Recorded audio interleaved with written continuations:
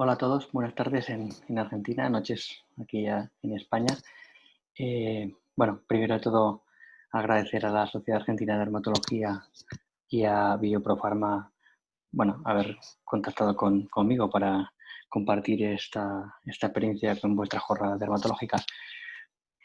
Mm, em,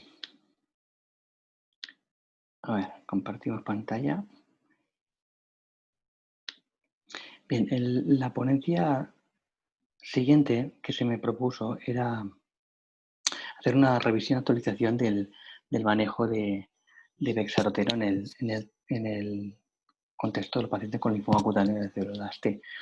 Eh, Bien, aunque el título mm, original fue el uso de retinoides, decir que, claro, desde que está aprobado ya hace unos 20 años, bexaroteno en el manejo de estos pacientes es el principal referente de tratamiento como retinoide. Si bien ha habido experiencias clínicas, sobre todo previamente con otros retinoides como isotretinoína, etretinato, acitretina o alitretinoína, que para el que quiera profundizar más en sus posibles utilidades, esta revisión de 2013 está bastante bien.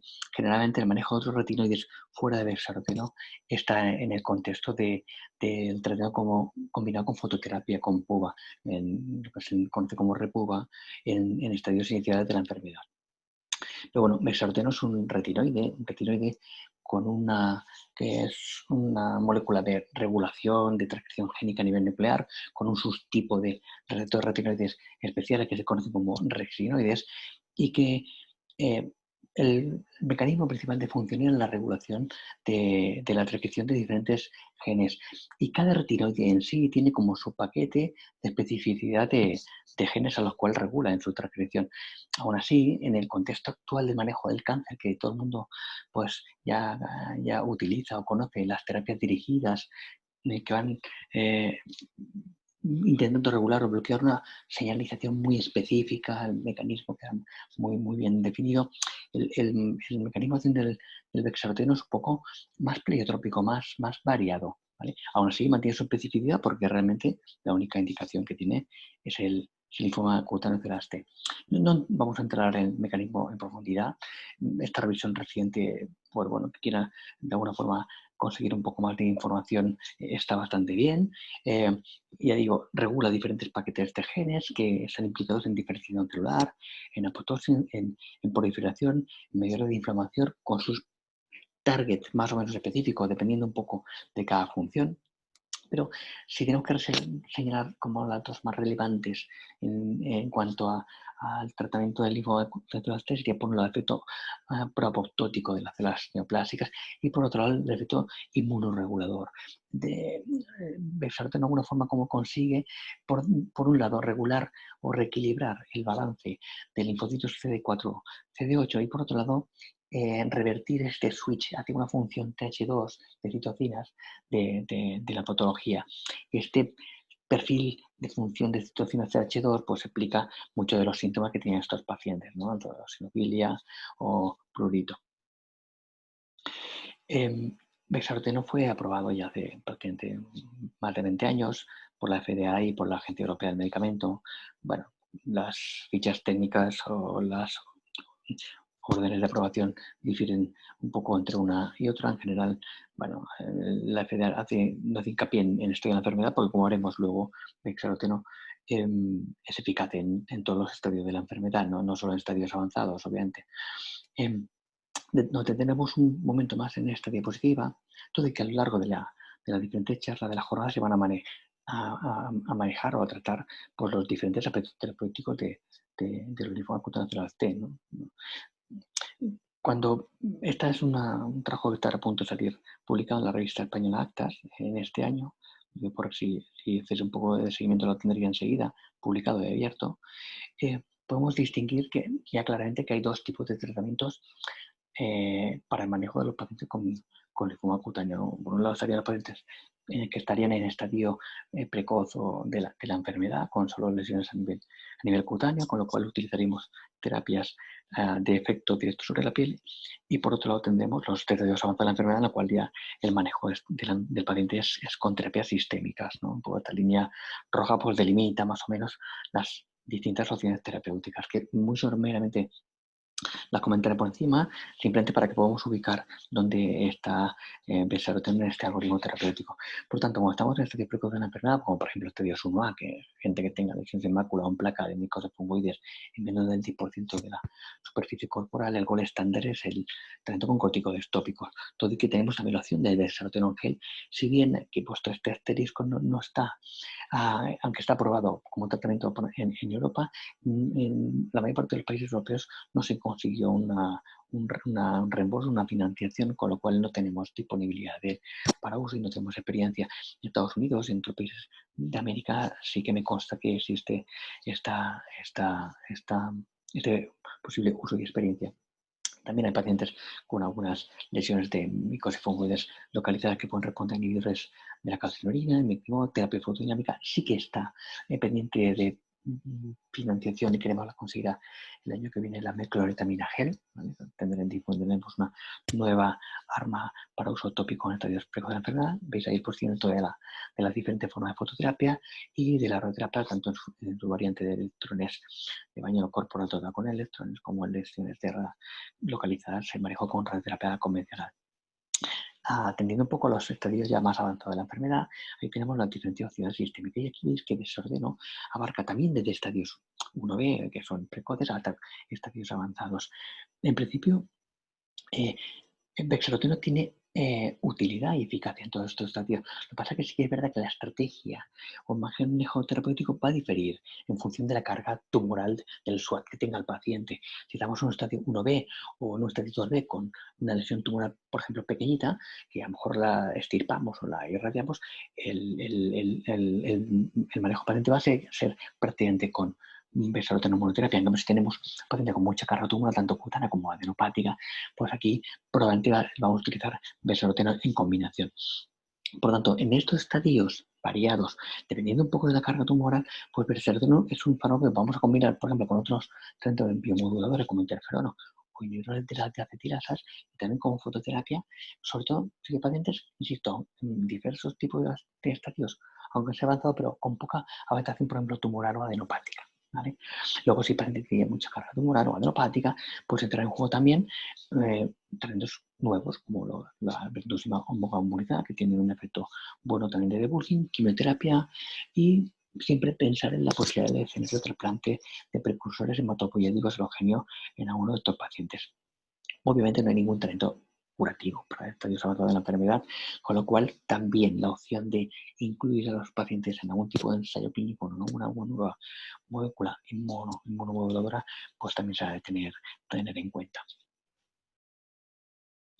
La aprobación de Bessaroteno pues llegó con sus ensayos pivotales, liderados sobre todo por la doctora Dubish del MD Anderson, y estadios pues, avanzados de la enfermedad tiene una respuesta global en torno al 50% de pacientes con una duración de respuesta pues, en torno al año y medio.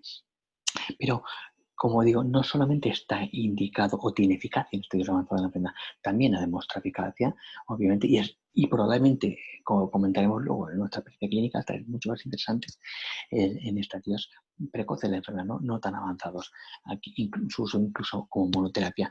Por lo tanto, el efecto o la eficacia sobre estos estadios precoces puede ser hasta incluso, bueno, es incluso hasta algo superior a lo que vemos en estadios avanzados.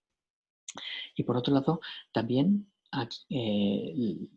tenemos que en estadios localizados de la enfermedad, estadios 1A, pues la utilidad de Bessaroteno gel pues es el que tenga, perdón, la opción.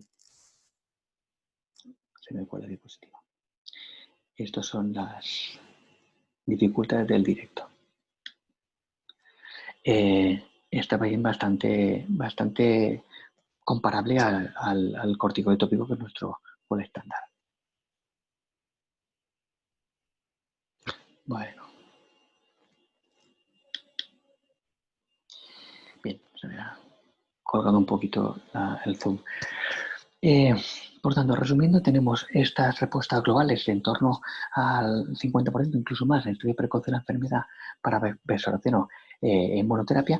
Y en estas fases de tratamiento de micosis fungoide de estadios iniciales, el otro medicamento biomodulador que en el que compite o que podemos plantear también su uso es interferón. Para conseguir estas eficacias similares con interferón, generalmente se hace falta dosis altas y aquí la toxicidad o la tolerancia es peor con interferón.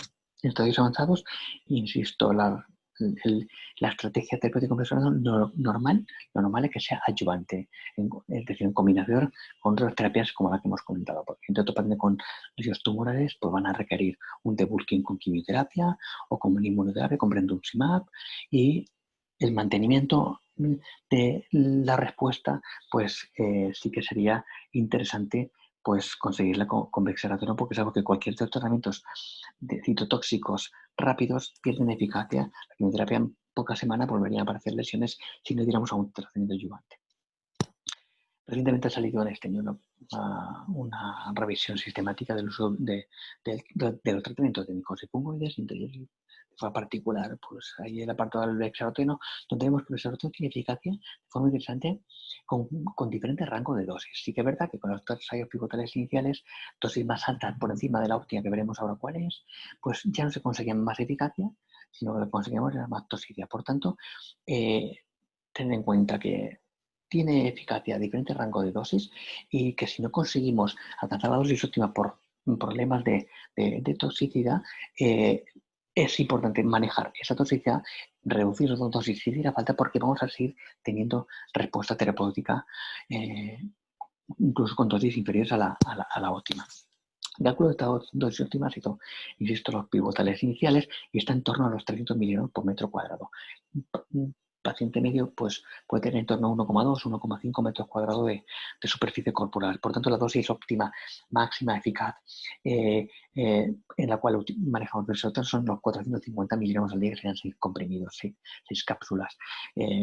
No todos los pacientes pueden llegar a tomar estas 6 cápsulas por toxicidad, ya veremos luego cómo se maneja, pero lo que sabemos de esta experiencia previa es que otras dosis inferiores siguen siendo eficaces, con lo cual, pues en el manejo terapéutico de estos pacientes, pues a veces conviene optimizar y adaptar la dosis a cada paciente. La asociación de otras terapias a bexaroteno tampoco han aportado más beneficio. La asociar PUVA o no a bexaroteno no aporta más datos de eficacia, y en general estas combinaciones, cuando se realizan, son para reducir toxicidad de un fármaco u otro, de los que utilicemos, porque no conseguimos llegar a la dosis máxima óptima por toxicidad, pues mantenemos dosis más bajitas combinando con otro fármaco. Dentro de los fármacos combinables más interesantes, bueno, opciones terapéuticas combinables, ya hemos comentado la fototerapia, que insisto, el paciente no puede alcanzar dosis más de asocias episodios o tandas de fototerapia y puedes conseguir mantener la respuesta sin tener que considerar toxicidad del fármaco. Y otro interesante es el interferón. Interferón también es un fármaco bastante interesante a la hora de combinar, para no alcanzar ni dosis alta de interferón, como hemos visto, que no se toleran bien, y en aquellos pacientes que no puedes llegar a alcanzar la dosis óptima de bexaroteno. Pero bueno, tenéis múltiples publicaciones, series, ensayos con combinaciones, porque bexaroteno es combinable con todas las opciones terapéuticas que queráis. El concepto de mantenimiento de respuesta, sobre el cual ya había comentado al respecto anteriormente, y es interesante entenderlo. Por ejemplo, si tenemos un paciente que tiene muchas placas y le sale un tumorcito de 2 centímetros, el paciente ha alcanzado lo que se conoce un estadio 2B, ¿vale? Bueno, el tumor se puede extirpar y irradiar, se destruye y al paciente le quedan todas las lesiones en placa. En teoría, ahora quedaría en una situación como un 1B, pero el paciente siempre va a ser oncológicamente un 2B. Claro, hemos destruido un tumor, pero tenemos que intentar mantener esa respuesta terapéutica del estadio 2B a 1B ahora con un tratamiento de mantenimiento. Y en este caso, con bexaroteno en estas combinaciones de estadios avanzados es un fármaco ideal al respecto. Quiere decir que cuando nosotros planteamos un paciente que tiene mucha carga tumoral, por ejemplo, la quimioterapia o brentuximab, esto sabemos que tiene una duración limitada, sabemos que va a acabar perdiendo una respuesta a cabo de semanas o meses de hacerlo. Por tanto, el concepto de mantenimiento de respuesta, sobre el cual hay poca evidencia al respecto, aquí hay más discusiones sobre lo que uno puede hacer, hay distintas pautas que cada grupo puede plantear. Es interesante saber que aquí, pues bueno, tratamientos biomoduladores como bexaroteno pues, son ideales para combinar con estos fármacos para conseguir mantenimiento de la respuesta a largo plazo. Existen ya muchas series clínicas con bexaroteno. Aquí supuesto una de las más representativas al respecto que hay. Yo para esta presentación pues he intentado revisar de forma un poco somera pues los pacientes nuestros del Hospital del Mar de los últimos 10 años. Hemos puesto 25 pacientes a bexaroteno, con pacientes con linfoma acuto neoplasia T, 14 son mujeres, 11 son varones. Bueno, nosotros aquí no es que estemos ahora obligándonos a una paridad de sexo. Normalmente el linfoma es más frecuente en el varón que en la mujer, pero en nuestro caso aquí hemos tenido más opciones de tratamiento en mujeres que en varones con bexaroteno. Bueno, es un comentario respecto a una serie de 25 pacientes, obviamente. De los 25, 15 son micosefomidez, de estas 8 son clásicas, 6 foliculotropas. Foliculotropas es una variante clínico-patológica en la cual los tratamientos de acción directa sobre la piel pues están bastante más limitados y generalmente requieren tratamiento sistémico. Muchas o no todas las foliculotropatías tienen un curso agresivo. Hay lesiones, pacientes con lesiones incipientes que tienen buen pronóstico, con lo cual nos quedamos cortos con tratamiento de acción directa y el bexaroteno sería un tratamiento ideal en estos pacientes a asociarlos desde el inicio. También hemos tenido una micosis fungoide eritrodérmica, 7 Sésaris y luego pues variado de un linfoma CD30, un gamma delta y uno no especificado. Bueno, tiempo de exposición a bexaroteno son variables, este dato aporta en general poca información, pero bueno, tenemos algún paciente ya por encima de 10 años de tratamiento con bexaroteno. Quiere decir que en principio incluso ya viene a darnos a entender de que hay un escenario clínico de paciente con poca carga tumoral cutánea que probablemente el bexaroteno puede controlar la enfermedad muy, muy a largo plazo. Lo que sí más interesante es el último dato, el de tiempo de respuesta. En la media está en torno a los 28 meses, mediana, bueno, o sea, en un grupo de distribución muy normal, pues estaría en torno a los casi 2 años. Que si recordamos un poco el tiempo de respuesta medio en estadios avanzados de los trabajos de Dubich que dieron lugar a la aprobación, que está en torno al año y medio, pues aquí estamos un poco por encima, no está mal este tiempo de respuesta, es hasta que se decide que el bexaroteno no es suficiente y se añade o se cambia por otro tratamiento en esos pacientes. Es un buen tiempo de respuesta. El gráfico de la derecha veis un poco cómo se distribuyen por estadios.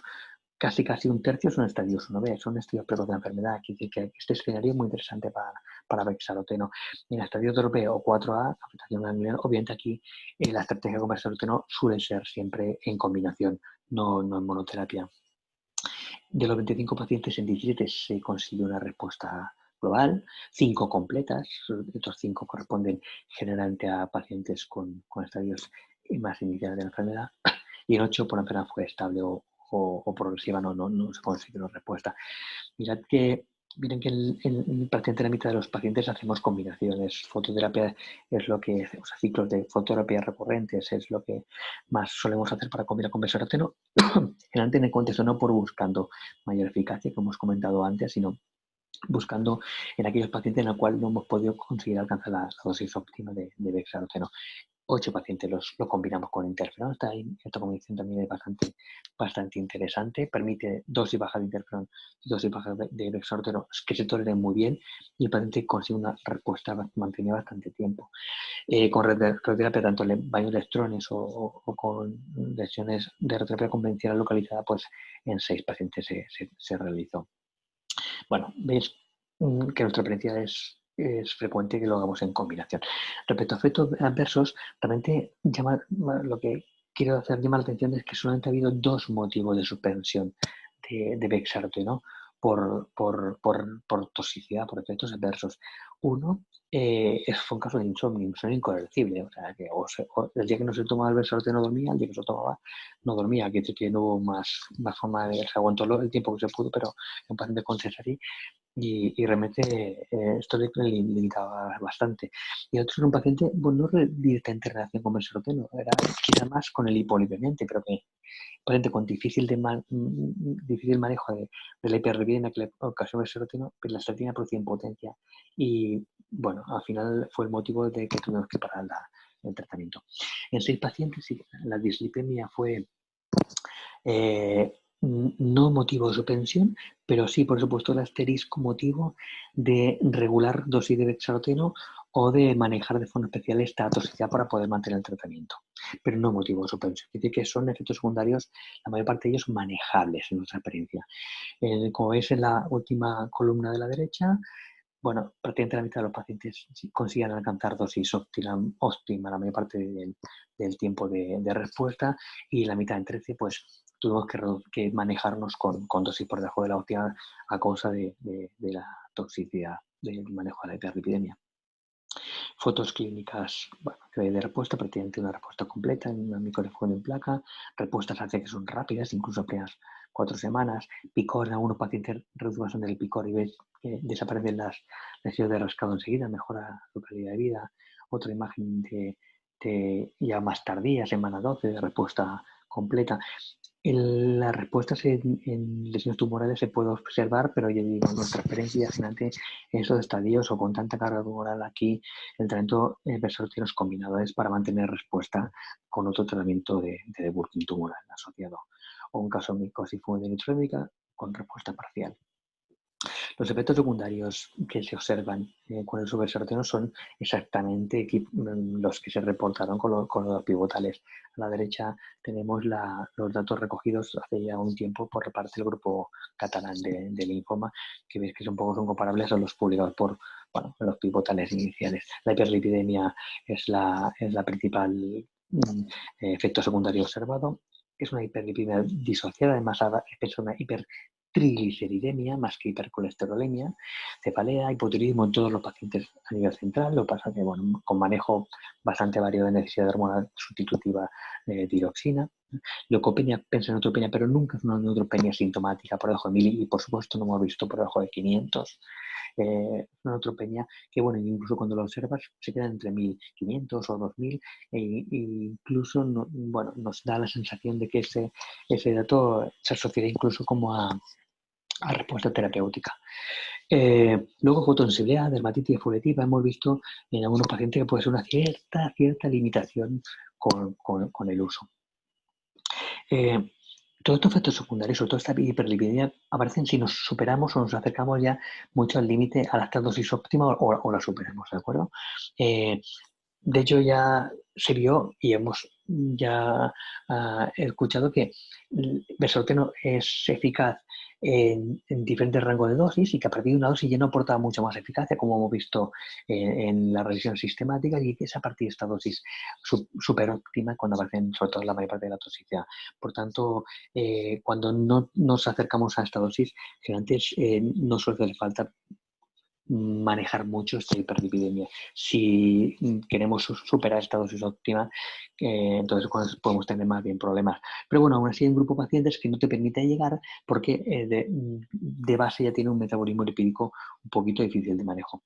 En este sentido, la estrategia de manejo de Versorteno yo creo que es conocida, pero seguramente la comentaré. Ya empezamos con todos los pacientes, todos, 1 o 2 semanas antes, el fenofibrato para bajar los niveles basales de lípidos que tenga, y el día 0, el día que empieza el Versorteno, empezamos con 2 cápsulas.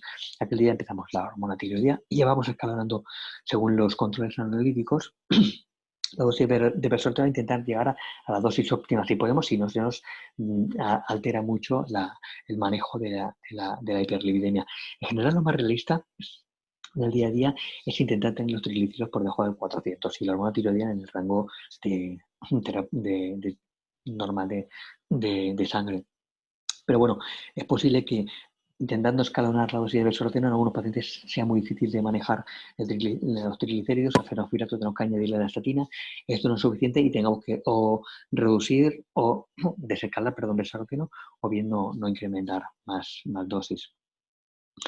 En general, si tenemos que asociar estatinas para controlar la hiperlipidemia, que es bastante habitual en muchos pacientes al fenofirato, aquí tenemos que intentar vigilar que pueda haber un poco más de riesgo de capercamialcias y rhabdomiolisis y controlar con creatinacinasa analítica.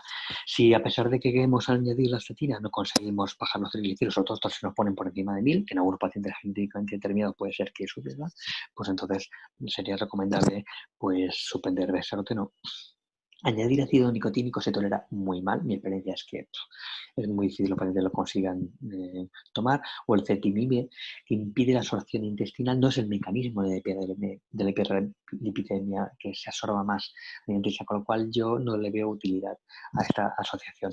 En este contexto, cuando nos vemos muy con un manejo de los lípidos muy complicados y no podemos utilizar en dosis bajas adyuvante con otra terapia, buscamos ayuda del endocrino, el internista experto en metabolismo lipídico que nos ayude a manejar ese paciente, o probablemente tengamos que interrumpir bexaroteno. Así que es verdad que intentar determinar qué grupo de pacientes nos puede ser más difícil el manejo, pues bueno, ya de antemano podemos intentar predecirlo, ¿no? Aquellos que tengan hipertriglicemia, hiperlipidemia familiar, que vengan ya con un hipotiroidismo mal corregido, pacientes con mucha patología cardiovascular subyacente, pueden tener un cierto miedo al respecto al ir manejando de forma irregular los lípidos, diabetes previa, bueno, intentar también normalizar al máximo todos los estilos de vida del paciente, su dieta rica en grasas insaturadas y baja en grasas saturadas, que no consuman alcohol, etcétera. Intentar mejorar todos estos aspectos y si hiciera falta, pues pedir ayuda de endocrino o un internista experto en lípidos. Nosotros recientemente intentamos hacer un estudio genético para buscar polimorfismos de algunos genes APO de metabolismo lipídico que pudieran predecir qué pacientes podemos tener más o menos facilidad para controlar, para usar bexaroteno. Bueno, vimos en nuestro entorno geográfico algunos. Puede ser que igual herramientas como esta pueden ayudar a predecir qué pacientes van a tener que ser mejor candidatos a un manejo más sencillo o no con bexaroteno. Recordar que bexaroteno, como buen retinoide, está contraindicado en embarazo, pero aquí la suspensión del fármaco durante un mes es suficiente para que hubiera una gestación. Es raro un escenario de mujer fértil, pero bueno, hemos tenido, y como habéis visto en nuestra serie, había gente joven. Por sus interacciones a través del metabolismo del citocromo P450 pudiera haber una cierta reducción de eficacia de los anticonceptivos, tenerlo un poco en cuenta. Para aquellos amantes de las cosas de naturopatía o infusiones, pues saber que hay algunas cosas de este tipo de dieta de infusiones que pueden influir en los niveles de bexaroteno. Bueno, la hierba de San Juan sería un inductor y reducir los niveles de bexaroteno, bueno, es tenerlo en cuenta si tuvieras algún paciente que consume esto como antiinflamatorio, pero es más casi interesante aquellos fármacos que inhiben la citocromos, porque estos podrían aumentar los efectos secundarios de toxicidad o la dificultad de manejo de bexaroteno. Ginseng, zumo de pomelo, manzanilla, pues etcétera. Aquí os dejo un poco apuntados cuáles son los más relevantes. Diríamos que un poco tener en cuenta todos estos aspectos un poquito del paciente, pues también ayuda a manejar mejor el uso de bexaroteno. Y recientemente lo que nosotros ya estamos empleando ya mucho es añadir ácidos omega 3. En aquellos pacientes que no nos interesa sobre todo escalonar mucho a tratamiento de hipolipidemia o que no lo toleran, bueno, ha servido de ayuda en algunos casos a reducir bastante los niveles de lípidos. Y respecto a otros fármacos, bueno, ya esto es conocido, hay diferentes revisiones donde podéis encontrar que fármacos, pues a través del citocromo P400 interaccionan con bexaroteno. Y esto sobre todo sería más relevante aquellos que se fueran inhibidores porque aumentarían los niveles de bexaroteno y podrían hacer que nos diera más dificultad en manejo por toxicidad, ¿vale? Ya sé que el fibrocilo no se puede utilizar como un hipolipidante porque suben muchísimo los niveles. Las estatinas, hay discusión al respecto, sería un poco marginal, pero podría ser que también utilizan este mecanismo si las tenemos que asociar. hay autores que hablan de que la rosuvastatina sería un poquito más sencilla de manejar a este respecto. Esta diapositiva representada es la analítica para que veáis de un paciente, un caso clínico reciente. Y aquí os he marcado los neutrófilos.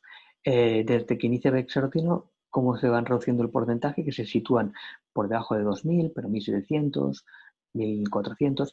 Aquí, esta fecha llega a COVID y el paciente no viene al hospital, deja de tomarse bexaroteno. Bueno, falta información porque tampoco es que estuviera avisado que lo tuviera que interrumpir, pero bueno, luego se reincorporarse a los controles, vuelve a tratarse y vuelve a aparecer. Ahí veis un poquito lo de la neutropenia. Quiere decir que cualquier efecto secundario que observemos es reversible y reversible de forma rápida con el fármaco. Igual que este otro paciente, es lo mismo, paciente con un metabolismo lipídico de difícil manejo, hay triglicéridos en torno a 400, pero bueno, más o menos vamos aguantando tiempo, llega COVID, deja de tomarlo, veis que enseguida se normalizan los lípidos y el triglicérido incluso pues también se normaliza. Aquí al reiniciarlo, sorpresa, no conseguimos, ya era un paciente complicado metabólicamente hablando, se nos pone a 1000 casi. Entonces tenemos que parar bexaroteno como se normaliza y aquí pues pedir ayuda al endocrino que nos va a intentar mirar a ver qué cócteles de tratamiento podemos hacer para que este paciente pueda seguir utilizando bexaroteno y no se nos disparen los lípidos. O está otro paciente que hace la misma curva, sus neutrófilos ahí entre los 1500, 1800, y es un dato que, bueno, no sé, la experiencia nuestra es limitada, pero como si lo vemos en pacientes que realmente están respondiendo a bexaroteno. Y también podéis observar, hacer la hemoglobina, se pone entre 10 punto algo, 11, baja un poquito sin que sea sintomática. Bueno, hasta aquí es un poco la revisión de dónde posicionamos bexaroteno, estadios. Sabemos que funciona estadios precoces, estadios avanzados, sabemos que funciona cualquier rango de dosis, hay que intentar ajustarse más, optimizar a la dosis de 300 miligramos por metro cuadrado, si se puede, y si no, ajustar el tratamiento hipolipomiante para intentar que el paciente optimice esa máxima dosis. Pero a veces nos encontramos en otras situaciones clínicas donde no tenemos armas para aquellos pacientes en concreto y hemos pensado, oye, aquí puede ser que le funcione el bexaroteno. Bueno, veréis series publicadas cortitas de otros usos de bexaroteno en otras variantes del linfoma cutáneo tras T, papulosis linfomatoide, linfocitos tóxicos, paniculíticos, angimonoblástico, etcétera, etcétera. Bueno, son situaciones que a veces puede ser que nos veamos la necesidad de buscar una opción terapéutica para que el paciente y, ¿por qué no?, tengamos que recurrir a una experiencia privada a otros autores en esos otros escenarios clínicos, ¿vale? Cuando he estado revisando un poco, actualizando datos así de bexaroteno, digo, bueno, voy a ver qué hay en PubMed. Y desde que hay la aprobación de bexaroteno hasta hoy, pues he visto que el fármaco pues cada vez tiene más publicaciones en PubMed, ¿no? Y me ha quedado que buceando un poco por curiosidad a ver qué era, porque claro, queda muy claro la utilidad en linfoma cutáneo, micosis fungoides, en Sézary y el manejo. Ya hace 20 años que lo venimos utilizando, ¿no? Entonces, seguramente recientemente hayáis oído que ahí se está haciendo desarrollo clínico en su posible utilidad en frenar el Alzheimer. También en daño neuronal, ya sea vascular, traumático, de otros orígenes, hay bastantes publicaciones al respecto. No sé estos dos puntos hasta dónde van a llegar su desarrollo clínico, ya veremos. Pero bueno, podría ser que tengamos un cierto beneficio en otros pacientes si conseguimos, pues eso, llegar a exponerlos a mucho tiempo a bexaroteno. En fin, no sé, no estoy diciendo que esto sea una indicación, tenerlo en cuenta. Si quizá, bueno, un poquito más interesante es saber que hay también muchas publicaciones al respecto sobre cómo uso como terapia anticancerosa. Claro, el problema que ha tenido bexaroteno con el diferentes desarrollos clínicos en pulmón, en mama, en colon y tal, que hay bastante, es que se ha encontrado en los últimos años pues con unas terapias dirigidas, MAP-kinasas o anticuerpos monoclonales contra receptores que activan la vía MAP-kinasa, que son muy eficaces, ¿vale? El mecanismo de bexaroteno es variado, actúa regulando diferentes genes y muchos serán beneficiosos para diferentes tumores. Pero claro, ha estado desbordado por la eficacia de estos fármacos y por eso el desarrollo clínico ha quedado bastante de momento limitado. Pero bueno, lo que vengo a decir como información es que sabemos que nuestros pacientes con micosis fungoides particularmente tienen mucha más riesgo de hacer otro tipo de segundas neoplasias. Bueno, pues el hecho de que estén tratando con besarotina, pues de forma colateral, pues ¿por qué no? Si algún día hicieron una corte de seguimiento a largo plazo, pues igual aporta un beneficio colateral en este sentido. Bueno, ya es mi última diapositiva, ya es para finalizar, como mensajes para llevarse a casa. Besorteno es un fármaco que tiene un efecto relativamente rápido, generalmente antes de 8 o 12 semanas ya vemos la respuesta terapéutica, si bien es verdad que las respuestas máximas se alcanzan más tardías, incluso hasta los 6 meses. Es decir, que al paciente hay que tranquilizarle de que puede ser que no tenga mejoría, que aún así le mejora y tal, pero que el fármaco a veces va trabajando, incluso es de esperar que hasta por lo menos 6 meses haya respuesta. Es decir, que no pararemos el tratamiento antes de 6 meses porque no vemos respuesta. Es decir, que hay que darle margen.